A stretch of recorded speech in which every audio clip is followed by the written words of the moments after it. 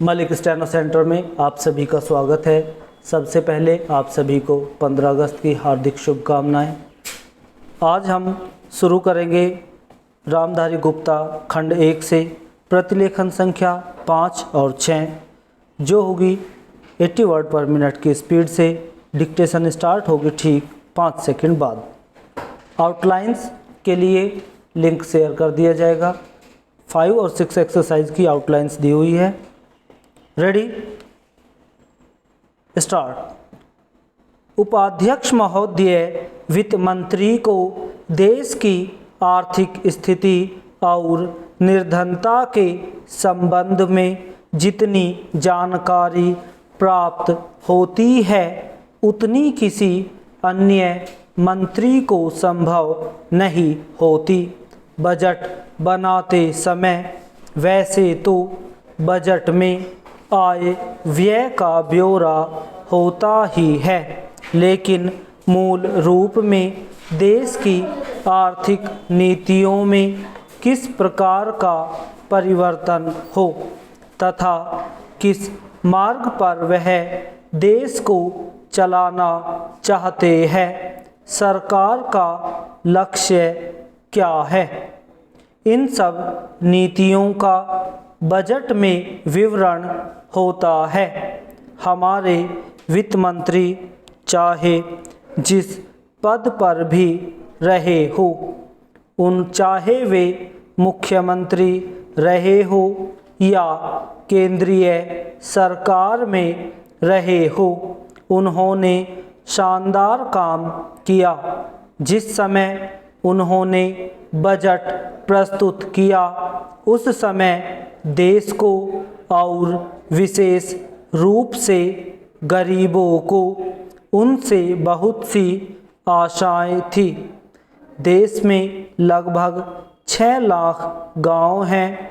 उनमें जो बेरोजगारी है, गरीबी है, उसके संबंध में देश की जनता को उनसे बड़ी आशाएं थी और जनता देखना चाहती थी कि इस अवसर पर सरकारी नीतियों के द्वारा देश को वे क्या मार्गदर्शन देना चाहते हैं।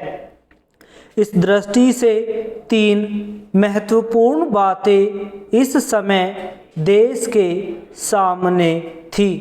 देश का आर्थिक विकास तेजी से हो, अधिक लोगों को काम मिल सके और मूल्यों में स्थिरता आए। जहाँ तक इन 3 उद्देश्यों का संबंध है, हमने देखा कि उस ओर कुछ प्रयत्न हुए हैं।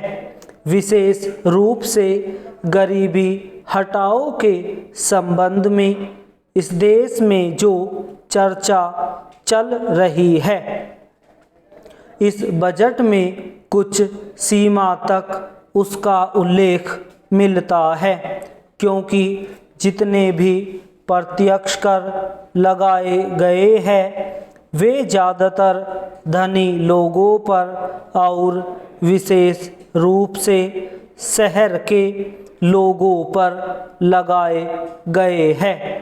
इस तरह से जो एक प्रकार की आर्थिक असमानता हमारे देश में चल रही है, उसको दूर करने का प्रयत्न अवश्य किया गया है। लगभग 5 दशक पूर्व जब हमारा देश स्वतंत्र हुआ था, उस समय देश में जितने सरकारी कर्मचारी थे वे ऐसा समझ बैठे थे कि अब तक देश में जिस तरह से अंग्रेजों का प्रशासन चल रहा था उस तरह से काम नहीं चलेगा, क्योंकि कांग्रेस के जो नए लोग आए थे, जो मंत्री बने थे, वे लोग धन के मामले में त्यागी आदमी हैं। धन से उनको मोह नहीं है, लेकिन बाद में उन्होंने देखा कि हमारे मंत्री लोग भी उसी तरह से शानदार जीवन पसंद करने लग गए जिस तरह से अंग्रेज करते थे।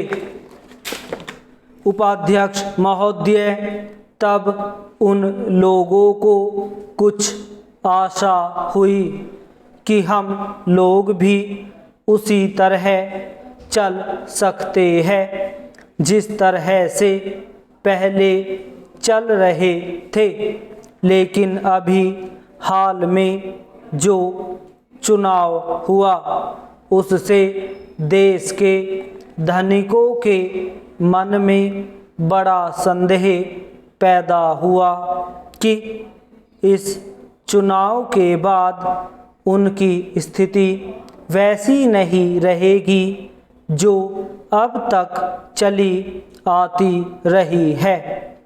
गरीबी और अमीरी के बीच में अब तक जो बहुत बड़ा अंतर चला आ रहा था उसको अब तेजी से दूर करने का प्रयत्न किया जाएगा।